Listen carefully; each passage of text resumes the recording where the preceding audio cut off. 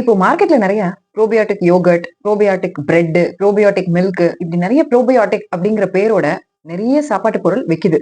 இதோட 10 health benefits என்ன அப்படிங்கறத இந்த வீடியோல நம்ம பார்க்க போறோம். எந்த உணவுகள்ல ப்ரோபயோட்டிக்ஸ் இருக்கு அப்படின்னு இந்த வீடியோல நம்ம பார்க்க போறோம். ஹாய், வணக்கம். நான் டாக்டர் இளவரசி, மகப்பேறு மருத்துவர், நியூட்ரிஷன் அப்புறம் வெயிட் லாஸ் இதுல எனக்கு இன்ட்ரெஸ்ட் இருக்கிறதுனால இதை பத்தி நிறைய வீடியோஸ் நான் போடுறேன். உணவே மருந்து அப்படின்னு நான் நினைக்கிறேன். நீங்களும் அப்படி நினைக்கிறீங்கன்னா என்ன ஃபாலோ பண்ணுங்க. பயோட்டிக் அப்படின்னா உயிரினம் அப்படின்னு அர்த்தம். இந்த ப்ரோபயோட்டிக் அப்படிங்கிறது நல்ல பாக்டீரியா அப்படின்னு நம்ம சொல்லலாம்.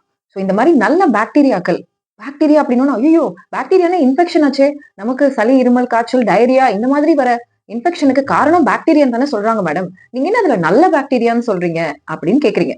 அதாவது நல்ல பாக்டீரியா இது நம்ம உடம்புல ஆல்ரெடி இருக்கு. கிட்டத்தட்ட நம்ம உடம்போட வெயிட்ல 1 or 2 kgs இந்த பாக்டீரியாக்களோட வெயிட் தான் அப்படின்னே சொல்றாங்க. சோ இந்த அளவுக்கு இந்த பாக்டீரியா நம்ம உடம்புல இருந்து நமக்கு நல்லது பண்றது. இந்த மாதிரி நல்ல பாக்டீரியாக்கள் ஏற்கனவே நம்ம உடம்புல நம்மளோட ஸ்கின், தோல், நம்மளோட லங்ஸ், அப்புறம் வாயிலிருந்து குடல் வரைக்கும் நிறைய இந்த நல்ல பாக்டீரியாக்கள் இருக்கு. இதுக்கு பேரு கமென்சால்ஸ் அப்படின்னு நம்ம சொல்லுவோம். 95% இந்த பாக்டீரியா நம்மளோட பெருங்குடல்ல தான் இருக்கு. ஹிப்போக்ரட்டிஸ் அப்படிங்கிற ஆதிகால மருத்துவர் கிட்டத்தட்ட 2000 BC என்ன சொல்லியிருக்காரு அப்படின்னா, ஒரு மனுஷனோட இறப்பு அவனோட குடல்ல தான் இருக்கு அப்படின்னு சொல்லியிருக்காரு. சோ அந்த அளவுக்கு இந்த ப்ரோபயோட்டிக்ஸோட முக்கியத்துவத்தை அந்த காலத்திலேயே உணர்ந்திருக்காங்க. நம்மளோட ஆதி காலத்து ஆயுர்வேத மருத்துவத்துல கூட இந்த மாதிரி தயிர், மோர் சாப்பிட்டவங்க ரொம்ப நாள் ஹெல்த்தியாவும் நல்லா வாழ்ந்தாங்க அப்படின்னு அதுல பதிவிட்டு இருக்காங்க. ப்ரோபயோட்டிக்ஸ் அப்படிங்கிறது இன்னைக்கு நேத்து கண்டுபிடிச்சது கிடையாது. நம்மளோட ரொம்ப நாளா அது டிராவல் பண்ணிட்டு தான் வருது. ஆனா இது எப்படி கண்டுபிடிச்சிருப்பாங்க? மனுஷன் 10,000 வருஷத்துக்கு முன்னாடி விவசாயம் அப்படின்னு கண்டுபிடிச்சான். அதாவது எப்ப பார்த்தாலும் போய் வேட்டையாடிதான் சாப்பாடு அப்படின்னு இல்லாம நம்மளே விவசாயம் பண்ணி நம்மளே பயிர் பண்ணி நம்ம பஞ்சம் அப்படிங்கிறது இல்லாம வாழணும் அப்படிங்கிறதுக்காக விவசாயம் அப்படின்னு கண்டுபிடிச்ச போது இந்த மாதிரி ஆடு, கோழி, அப்புறம் மாடு இதெல்லாம் விவசாயத்துக்கு பயன்படுத்துறதுக்காக அதையும் வளர்க்க ஆரம்பிச்சான். அப்போ அதுங்க கொடுக்குற பால் இதை யூஸ் பண்ண ஆரம்பிச்சான். சோ இந்த பாலை ஒரு இடத்துல இருந்து இன்னொரு இடத்துக்கு எடுத்துட்டு டிராவல் பண்ணும் பொழுது அது அந்த சூட்டுல அவங்க அப்போ பையு, பேக், பாத்திரம் அதெல்லாம் பெருசா இருந்திருக்காது இல்லைங்களா? சோ அவங்க அனிமல் பேக்ஸ், அதாவது கிட்டத்தட்ட அனிமலோட ஸ்டமக், அனிமலோட வயிறையே பேக் மாதிரி யூஸ் பண்ணுவாங்க. அதுல இந்த மாதிரி பாலை போட்டு எடுத்துட்டு போறப்ப அப்ப அதுல உள்ள நல்ல பாக்டீரியாக்கள் இந்த பாலை திரிச்சு தயிரா மாத்தின உடனே என்ன இது இப்ப நம்ம பாலா கொண்டு வந்தோம், திடீர்னு இந்த மாதிரி கிரீமியா கெட்டியா மாறிடுச்சு அப்படின்னு சொல்லி டேஸ்ட் பண்ணிட்டு நல்லாதான் இருக்கு அப்படின்னு சொல்லி இந்த மாதிரி தன்னால புளிச்சு போனதை இதுவும் நல்லாதான் இருக்கு, உடம்புக்கு நல்லதுதான் பண்ணுது அப்படின்னு புளிச்சு போனதை யூஸ் பண்ண ஆரம்பிச்சிருக்காங்க. சோ இப்படிதான் தயிர் அப்படிங்கிறது நம்ம பயன்பாட்டுக்கு வந்திருக்கு. இதனால வரக்கூடிய ஹெல்த் பெனிஃபிட்ஸ இப்போ நிறைய ரிசர்ச் பண்ணி கண்டுபிடிச்சிட்டு இருக்காங்க. அதுவும் இல்லாம இப்போ நம்ம ஆன்டிபயோட்டிக், அதாவது கெட்ட பாக்டீரியாவுக்கு எதிராக நம்ம ஆன்டிபயோட்டிக் அப்படின்னு ஒண்ணு மாத்திரையா நம்ம சாப்பிட்டுட்டு இருக்கோம். இந்த மாதிரி நம்ம ஆன்டிபயோட்டிக் கண்டுபிடிச்சுக்கிட்டே இல்லாம ஒரு பக்கம் நல்ல பாக்டீரியாவையும் வளர வைக்கணும், அதனால இருக்கிற நன்மைகள் என்ன அப்படிங்கிற ஆராய்ச்சியும் போயிட்டு இருக்கு. சோ இதனால என்னென்ன பெனிஃபிட்ஸ் இருக்கு அப்படின்னு இது வரைக்கும் ஸ்டடியில சொல்லியிருக்காங்க அப்படின்னு இப்ப அடுத்தது நம்ம பார்க்கலாம். குடல் சம்பந்தமான வியாதிகள், அதாவது பேசிக்கா நம்மளுக்கு ஒரு டயரியா, டிசென்ட்ரி நம்மளே சொல்லுவோம் இல்லையா, உனக்கு டயரியாவா, கொஞ்சம் தயிர் சாப்பிடு சரியாயிடும் அப்படின்னு நம்ம வீட்லயே சொல்லுவாங்க. இந்த மாதிரி குடல்ல ஆரம்பிக்கக்கூடிய இன்ஃபெக்ஷன் இதை இந்த ப்ரோபயோட்டிக்ஸ் கியூர் பண்ண ஹெல்ப் பண்ணுது. நம்ம உடம்புல இருக்கிற கொலஸ்ட்ரால் அளவுகளை கட்டுப்படுத்தி சீரா வச்சிருக்கு. அது மட்டும் இல்லாம நம்மளோட பிளட் பிரஷரையும் கண்ட்ரோல்ல வைக்குது. இதனால நம்மளோட இருதய ஹெல்த் பாதுகாக்குது. இப்ப நிறைய அலர்ஜி, அதாவது தோல் வியாதி இதுக்குமே இந்த ப்ரோபயோட்டிக்ஸ் ரொம்ப யூஸ்ஃபுல்லா இருக்கு அப்படின்னு கண்டுபிடிச்சிருக்காங்க. அடுத்தது ஆஸ்துமா. ரொம்ப நாளா ஆஸ்துமாங்கிறது என்ன, நம்மளோட மூச்சு குழாயில இருக்கிற ஒரு விதமான அலர்ஜி. சோ இதுக்குமே ப்ரோபயோட்டிக்ஸ் ரொம்ப ஹெல்ப்ஃபுல்லா இருக்கு அப்படின்னு கண்டுபிடிக்கிறாங்க. ரொம்ப முக்கியமா நம்மளோட எதிர்ப்பு சக்தியை கூட்டுது. அதாவது கெட்ட பாக்டீரியாவை நம்ம உடம்புல உட்கார விடாம அந்த இடத்துல இந்த நல்ல பாக்டீரியாக்கள் நிறைய இருக்கு அப்படின்னா, சோ கெட்ட பாக்டீரியா மூலமா நமக்கு இன்ஃபெக்ஷன் வராம பாதுகாக்குது, நம்மளோட எதிர்ப்பு சக்தியை கூட்டுது அப்படின்னு இதுல சொல்றாங்க. இந்த நல்ல பாக்டீரியாக்கள் நம்ம குடல்ல ரிலீஸ் பண்ணக்கூடிய ஒரு சில கெமிக்கல்ஸ், அதுக்கு பேரு ஷார்ட் செயின் ஃபேட்டி ஆசிட்ஸ் அப்படின்னு நம்ம சொல்றோம். இந்த SCFA அப்படின்னு சொல்லக்கூடிய கெமிக்கல் நம்ம குடல்ல ரிலீஸ் பண்றது மூலமா நம்மளோட உடல் எடை அதையும் கட்டுக்குள்ளார வைக்குது. உடல் எடை குறைக்கிறவங்க, வெயிட் லாஸுக்கு இது ரொம்பவே ஹெல்ப்ஃபுல்லா இருக்கு. So keto diet, low corp diet இந்த மாதிரி ஃபாலோ பண்றவங்க கீட்டோ ரிலேட்டட் ப்ரோபயோட்டிக் ஃபுட்ஸ் எடுக்கும் பொழுது கண்டிப்பா இது வெயிட் லாஸுக்கு ஹெல்ப் பண்ணுது அப்படின்னு சொல்றாங்க.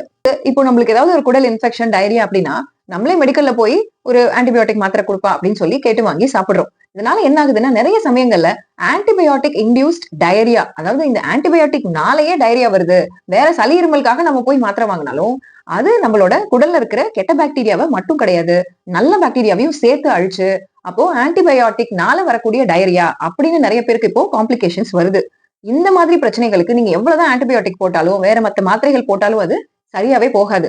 சோ இதுக்கு வந்து தீர்வு இந்த மாதிரி ப்ரோபயோட்டிக்ஸ், அதாவது நல்ல பாக்டீரியாவை திரும்பவும் நம்ம குடல்ல பெருக வைக்கிறது. அப்போ இந்த மாதிரி ப்ரோபயோட்டிக்ஸ் தான் நம்மளுக்கு ஹெல்ப்ஃபுல்லா இருக்கும். அடுத்தது IBS அப்படின்னு சொல்லக்கூடிய inflammatory bowel syndrome or irritable bowel syndrome. சாப்பிட்டதுக்கு அப்புறம் வயிறு வலிச்சு மோஷன் போகும். இந்த பிரச்சனை ஒரு சில பேருக்கும் இருக்கும். இவங்களுக்கும் இந்த ப்ரோபயோட்டிக்ஸ் ரொம்பவே யூஸ்ஃபுல்லா இருக்கு. ஒரு சில ப்ரோபயோட்டிக்ஸ் கேன்சருக்கு எதிராக வேலை செஞ்சு நம்ம உடம்ப கேன்சர் வராம கூட பாதுகாக்குது அப்படின்னும் இந்த ப்ரோபயோட்டிக்ஸோட ரொம்ப முக்கியமான யூஸா ஒண்ணு கண்டுபிடிச்சிருக்காங்க. சரி, இது வரைக்கும் 10 ஹெல்த் பெனிஃபிட்ஸ் இந்த ப்ரோபயோட்டிக்ஸ்னால நம்ம பார்த்தோம். இப்போ என்னென்ன உணவுல இந்த ப்ரோபயோட்டிக்ஸ் இருக்கு அப்படின்னு நம்ம தெரிஞ்சுக்கலாம். நம்ம வீட்டுல செய்யற தயிர், மோர், பழைய சாதம், கிரீக் யோகர்ட் அப்படின்னு சொல்லக்கூடிய கெட்டி தயிர், அதுல வந்து நம்மளுக்கு புரோட்டீனும் இருக்கு, ஆஸ் வெல் அஸ் இந்த மாதிரி நல்ல பாக்டீரியாக்களும் இருக்கு. அப்புறம் ஊறுகாய், சோய் சாஸ், டெம்பே அப்படின்னு சொல்லக்கூடிய சோயால இருந்து உருவாகக்கூடிய ஒரு உணவு அது, கொம்புச்சா அப்படின்னு ஒரு டீ, கிம்ச்சி அப்படிங்கிறது இதெல்லாம் வந்து முட்டைக்கோஸ் வச்சு செய்யறது. இந்த கிம்ச்சி அப்படிங்கிற முட்டைக்கோஸ் வச்சு கிட்டத்தட்ட ஒரு ஊறுகாய் மாதிரி செய்யக்கூடியது. அப்புறம் கெஃபிர் அப்படின்னு சொல்லி தயிரை வந்து கொஞ்சம் வித்தியாசமா உரைய வச்சோம் அப்படின்னா அது பாக்குறதுக்கு கொஞ்சம் காலிஃபிளவர் மாதிரி இருக்கும். சோ அந்த மாதிரி ஒரு தயிரும் இருக்கு. நம்ம ரெகுலரா யூஸ் பண்ற நம்மளோட தயிர், மோர், பழைய சாதம், ஊறுகாய், அப்புறம் கெட்டி தயிர் இந்த மாதிரியே நம்ம யூஸ் பண்ணிக்கலாம். நிறைய பேர் கேட்பீங்க, இட்லி தோசை மாவு, ஆப்ப மாவு இதெல்லாம் வந்து புளிச்சது தானே மேடம், இதுல வந்து நம்மளுக்கு ப்ரோபயோட்டிக்ஸ் கிடைக்காதா அப்படின்னு. இந்த நல்ல பாக்டீரியாக்கள் இருக்கிறதுனாலதான் இந்த மாவு புளிக்குது, அதை நான் ஒத்துக்கிறேன். ஆனா இந்த மாவை வந்து நம்ம ஹீட் பண்ணி சுடும் பொழுது, அதாவது என்ன சொல்றாங்கன்னா 120 டிகிரில நம்ம ஹீட் பண்ணும் பொழுது இந்த ப்ரோபயோட்டிக்கால உயிர் வாழ முடியாது அப்படின்னு சொல்றாங்க. சோ நம்ம அதிகமா அந்த மாதிரி ஹீட் பண்ணி சாப்பிடும் பொழுது இந்த ப்ரோபயோட்டிக் உயிர் வாழுமா அப்படிங்கிறது ஒரு கேள்விக்குறியா தான் இருக்கு. ஏன்னா நம்ம இந்த ப்ரோபயோட்டிக் உணவுகள் வந்து உயிரோடவே இருக்கணும் நம்ம குடலுக்கு போகும்பொழுதும், அப்பதான் வந்து அங்க அது இனப்பெருக்கம் செஞ்சு நமக்கு நிறைய நல்லது பண்ணும். ஸோ லைவ் கல்ச்சர்ஸ், அதாவது வந்து அது உயிரோட இருக்கும் பொழுது நம்மளுக்கு நிறைய நன்மை கிடைக்குது. சப்போஸ் அது வந்து உயிரோட இருக்க முடியல அப்படின்னாலும் நல்லதுதான். பட் இந்த அளவுக்கு 100% நம்மளுக்கு அதோட பெனிஃபிட்ஸ் கிடைக்குமா அப்படிங்கிறது ஒரு கேள்விக்குறிதான். வெயிட் லாஸ்ன்னு எய்ம் பண்ணி டயட்ல இருக்கிறவங்க பழைய சாதம், இட்லி, தோசை, ஆப்பம் அந்த மாதிரி யோசிக்க வேண்டாம். தயிர், மோர், சீஸ், டெம்பே இந்த மாதிரி நம்ம யூஸ் பண்ணிக்கலாம். ப்ரீபயோட்டிக் அப்படின்னு ஒரு விஷயம் இருக்கு. ப்ரீபயோட்டிக் அப்படின்னா நாம எப்படி உணவு சாப்பிடுறோம் அந்த மாதிரி இந்த நல்ல பாக்டீரியாக்களுக்கு ஏத்த உணவு இந்த ப்ரீபயோட்டிக் ஃபுட்ஸ் அப்படின்னு நம்ம சொல்லலாம். இது வந்து வாழைப்பழம், கீரை, அப்புறம் சுண்டல், பயிர் வகைகள் இதெல்லாம் வந்து ப்ரீபயோட்டிக் ஃபுட்ஸ் அப்படின்னு நம்ம சொல்லலாம். இது நம்மளோட நல்ல பாக்டீரியாக்களை நல்லாவே இனப்பெருக்கம் செய்ய வைக்கும். இன்ஃபிளமேட்டரி பவல் சிண்ட்ரோம் இருக்கிறவங்க ரொம்ப கேர்ஃபுல்லா இருக்கணும். ஏன்னா இந்த உணவுகள் வந்து உங்க குடல்ல இருக்கக்கூடிய நல்ல பாக்டீரியா, கெட்ட பாக்டீரியா ரெண்டையுமே ஜாஸ்தி பண்ணும். ரெண்டையுமே ஜாஸ்தி பண்ணிருச்சு அப்படின்னா அப்போ உங்களுக்கு இன்னும் அதிகமான வயிறுல கொஞ்சம் அசௌகரியம் ஏற்பட நிறைய வாய்ப்பு இருக்கு. சோ நீங்க வந்து இந்த ப்ரீபயோட்டிக் ஃபுட்ஸை வந்து அவாய்ட் பண்ணிக்கிறது நல்லது. ப்ரோபயோட்டிக்ஸ் தாராளமா எடுத்துக்கலாம். ப்ரோபயோட்டிக் உணவுகள் நான் முன்னாடி சொன்னேன் இல்லைங்களா, அதை எடுத்துக்கலாம். இந்த ப்ரீபயோட்டிக் அப்படின்னு சொல்லக்கூடிய வாழைப்பழம், கீரை வகைகள், சுண்டல், பயிர் வகைகள் ரொம்ப எடுத்துக்க வேண்டாம். சோ இப்ப இந்த வீடியோல ப்ரோபயோட்டிக், ப்ரீபயோட்டிக் பத்தி நம்ம என்னன்னு தெரிஞ்சுக்கிட்டோம். ரொம்ப முக்கியமான விஷயம், தேவையில்லாம அதிகமா ஆன்டிபயோட்டிக் யூஸ் பண்ணக்கூடாது அப்படின்னு நம்ம தெரிஞ்சுக்கிட்டோம். ஸோ வெயிட் லாஸ் பண்றவங்களும் இந்த கீட்டோ ஃப்ரெண்ட்லி இல்லைன்னா low corp friendly probiotic foods நான் சொன்னேன் இல்லைங்களா, அதை தாராளமா சாப்பிடுங்க. Okay, all the best.